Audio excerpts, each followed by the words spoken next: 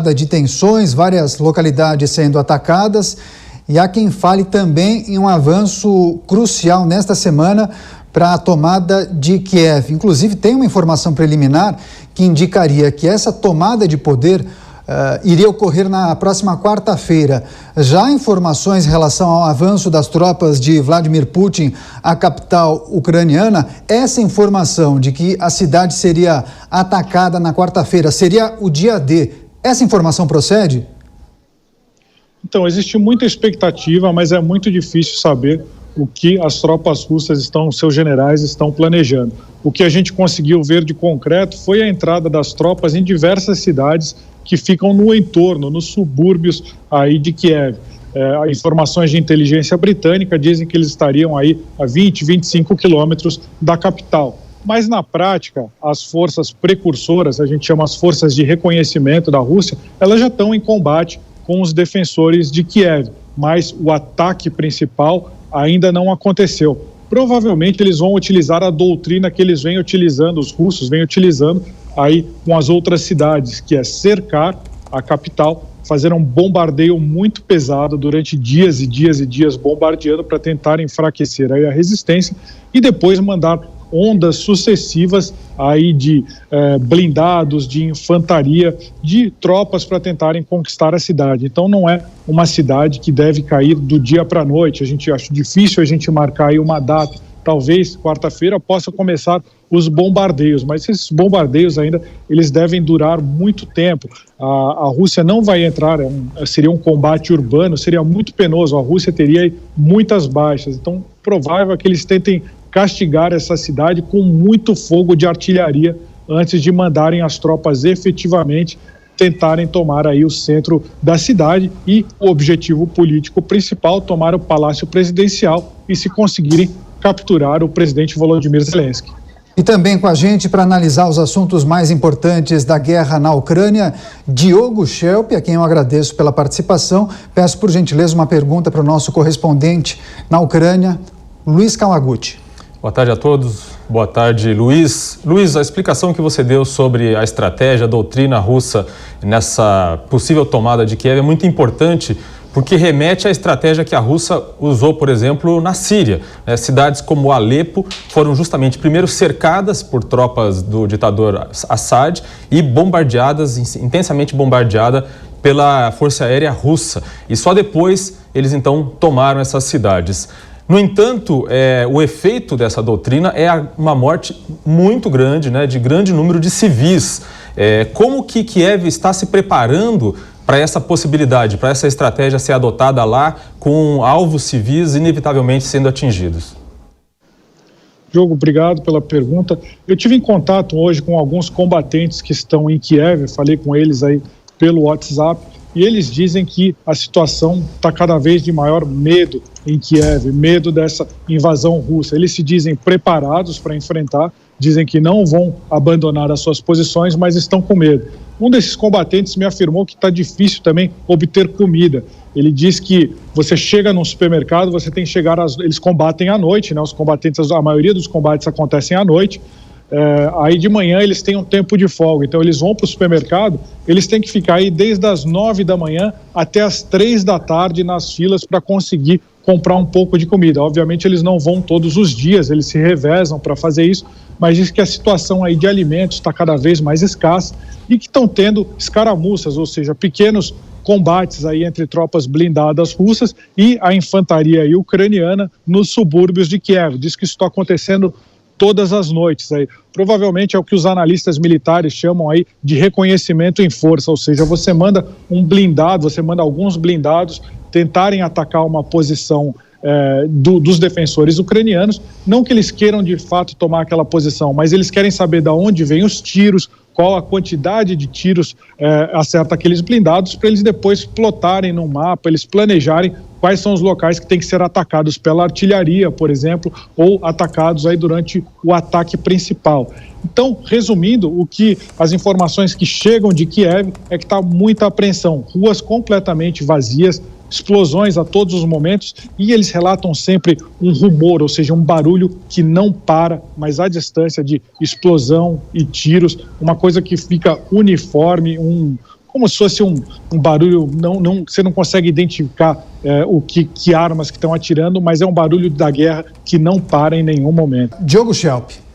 Luiz, ontem nós tivemos a notícia da morte de um jornalista americano nos arredores de Kiev.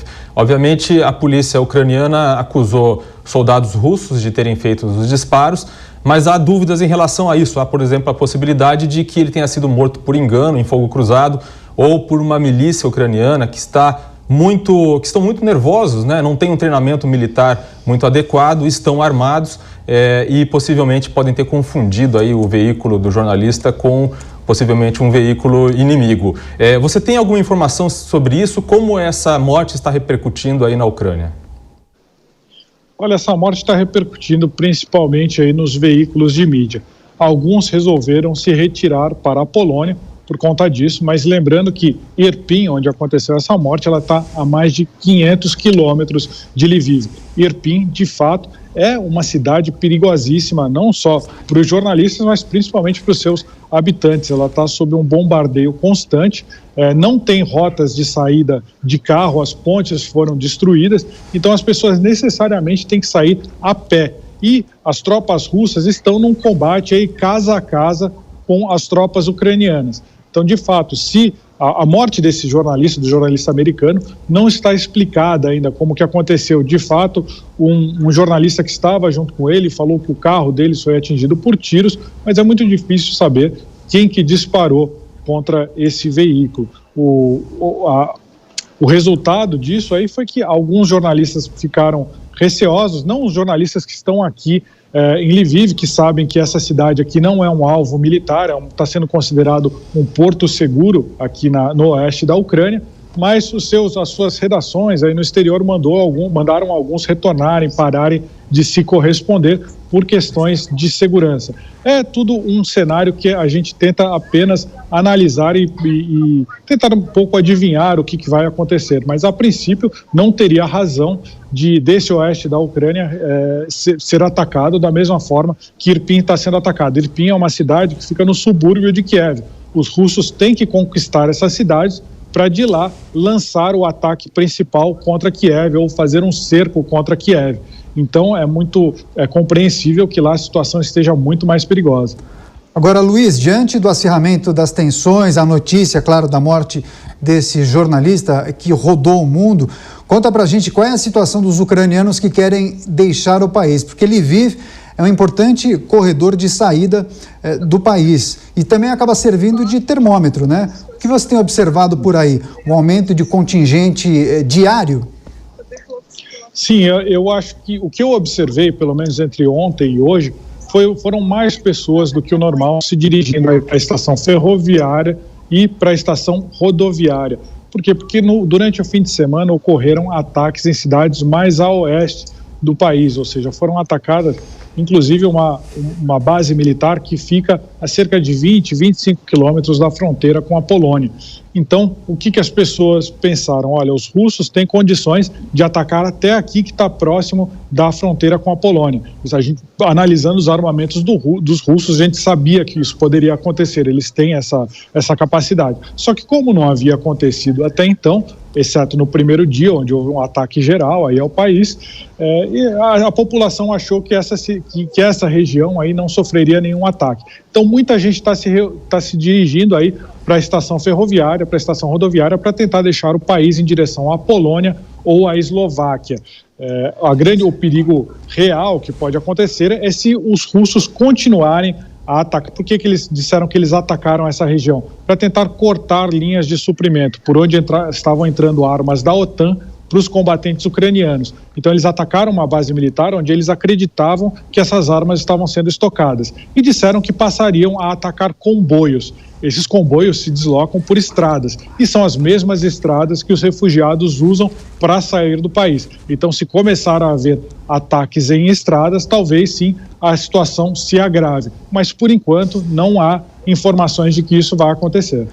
Cobertura especial da Jovem Pan News com as informações e atualizações da guerra na Ucrânia, 19º dia de conflitos. Todas as informações aqui para você. Há pouco mostramos a imagem da chegada do chanceler alemão a um encontro com o presidente turco Recep Tayyip Erdogan. Enfim, claro que eles vão falar sobre o conflito. Daqui a pouco também pronunciamento de Volodymyr Zelensky, presidente da Ucrânia, no Conselho da Europa por videoconferência. A gente vai trazer todos os detalhes para vocês. Estamos conversando com o nosso correspondente Luiz Kawaguchi, que está na cidade de Lviv, na Ucrânia. Agora também para participar dessa edição especial, essa cobertura da Jovem Pan News, o nosso comentarista Marco Antônio Costa, a quem eu agradeço pela participação e peço, por gentileza, uma pergunta para o nosso correspondente. Bom dia, Daniel. Bom dia, Luiz. Bom dia a todos aí da audiência da Jovem Pan.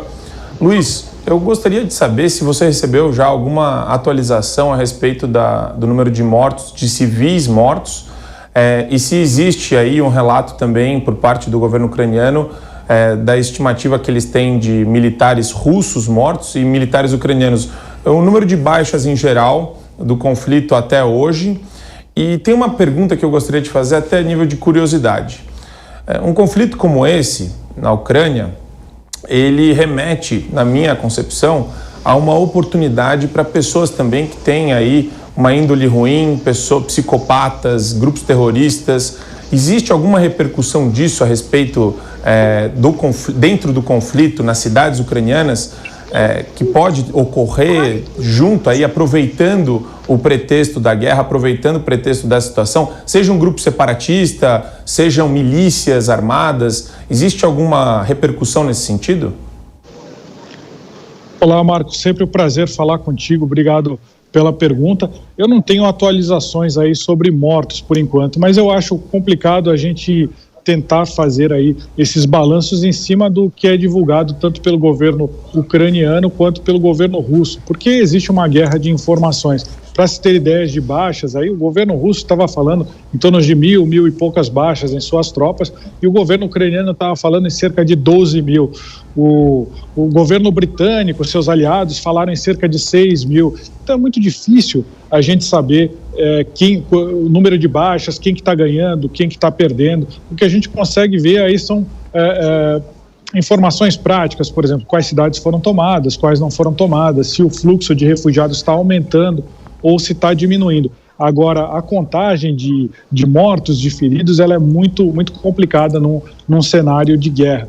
Em relação à operação de grupos aí rebeldes, ou seja, grupos não alinhados com o governo ucraniano, existe aí uma informação sobre, eles falam, o partido extremista Azov, ou o batalhão Azov, que eles falam que seria um grupo formado a Rússia diz que seria um grupo formado por neonazistas e que eles estariam contra o governo ucraniano.